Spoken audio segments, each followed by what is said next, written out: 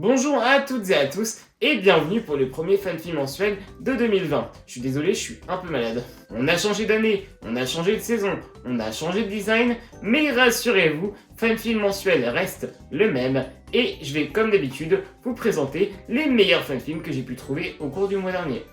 Allez hop, on envoie le sommaire. On va rattraper quelques pépites du mois de décembre dont je vous ai pas parlé et mixer tout ça avec toutes les nouveautés de janvier.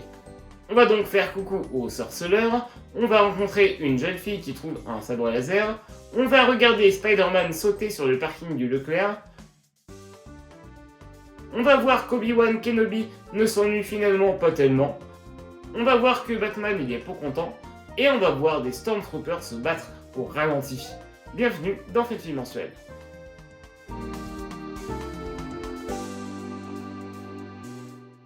Au mois de décembre, on a pu observer le cucu de Geralt de Rive, interprété par Henry Cavill dans la série Netflix The Witcher. Eh bien, je ne sais pas si vous vous rappelez, mais lors de l'un des premiers fanfilms mensuels, je vous avais montré un trailer d'un film polonais reprenant l'œuvre du sorceleur, Azur's Legacy, ou L'héritage d'Azur en français. Eh bien, presque 3 ans après, le projet est enfin visible et il dure 1h30. Un gros bravo à l'équipe polonaise derrière ce film, ils honorent à merveille leur héros national et en plus, des sous-titres français sont disponibles.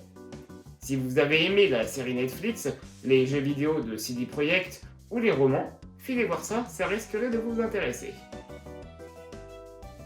Remnants of the Order est un fan-film sorti sur la chaîne de Fantast Films et il est mon coup de cœur de ce début d'année. Même s'il est sorti en décembre, je sais, mais c'est moi qui décide. Déjà, j'aime beaucoup les fanfilms de Star Wars se passant sur une planète extérieure au film avec des personnages originaux, mais en plus, le film est plutôt bien écrit et les acteurs font vraiment le taf. Bref, continuez de créer des histoires dans cette galaxie lointaine, très lointaine, ça me fait tant de bien après la catastrophe qu'était The Rise of Skywalker.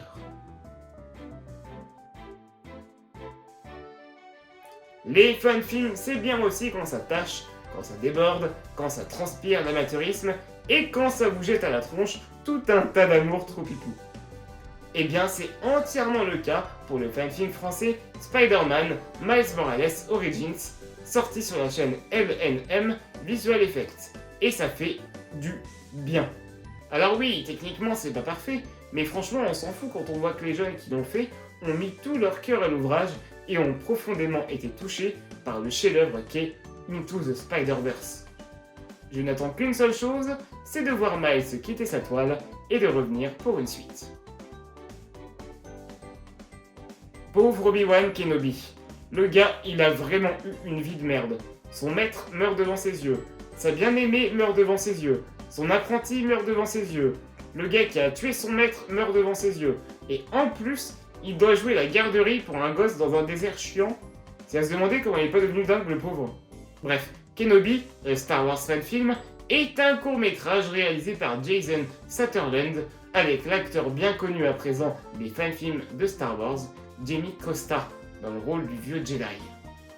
On y suit alors un Ben Kenobi fatigué, mais remplissant à merveille sa tâche de nounou de l'espace. Franchement, le fanfilm n'est pas très original, mais il a le mérite de proposer une bonne atmosphère et des effets spéciaux soignés. Ça fera sûrement patienter les plus impatientes et impatients d'entre nous qui attendent la série Disney+, avec Ewan McGregor, tout juste repoussé. Ah, Batman, ce petit être torturé qui se déguise en chauve-souris et qui n'hésite pas à mettre des gosses en danger dans le but de péter la gueule à des criminels. Eh bien, c'est justement ce qui nous montre le petit dernier fanfilm de Looping Productions, Knights. J'aime bien lorsque des fanfilms comme ça prennent le temps de remettre en question les personnages et les œuvres de pop culture. C'est un oui. Bon, ok, il y a eu beaucoup de Star Wars dans cet épisode, mais promis c'est le dernier. Bon, en même temps, c'est la dernière recommandation. Je ne pouvais pas conclure sans mentionner le court-métrage d'animation de Sekani Solomon, The Last Stand. Certains et certaines d'entre vous me l'ont envoyé ce mois-ci, et j'ai apprécié les gestes. Franchement, c'est beau, mais alors super beau. Et même si ça manque d'un petit scénario, The Last Stand parvient à nous faire vibrer comme il faut Et thank God, il n'y a aucun cri de Willem. Et ça fait plaisir. Le premier Fati mensuel de 2020 est officiellement terminé. Je suis encore désolé, ma voix n'a pas dû être très agréable à écouter parce que je suis malade. J'en profite d'ailleurs, si vous aimez cette voix un peu nasillarde, pour vous dire que j'ai rejoint officiellement l'équipe de Faucon Mélino, qui est un podcast qui parle de Star Wars. Mais si vous êtes intéressé par mes activités ou ce que je fais un peu en dehors de YouTube, n'hésitez pas à me suivre sur Twitter et sur Facebook. Donc tout ça se trouve dans la description de la vidéo juste en dessous, tout comme les fanfilms dont je vous ai parlé dans cet épisode. On se quitte ce mois-ci avec le trailer du prochain épisode de la saga de Palm Drive Production Nightmare, intitulé Man or Bat. Autant je trouve les costumes de la saga super réussis, autant j'ai toujours du mal avec la couleur bleue sur Batman.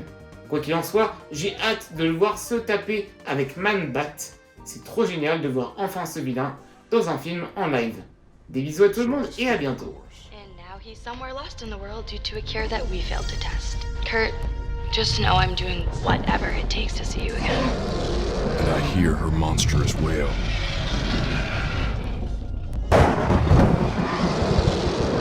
And I weep for us.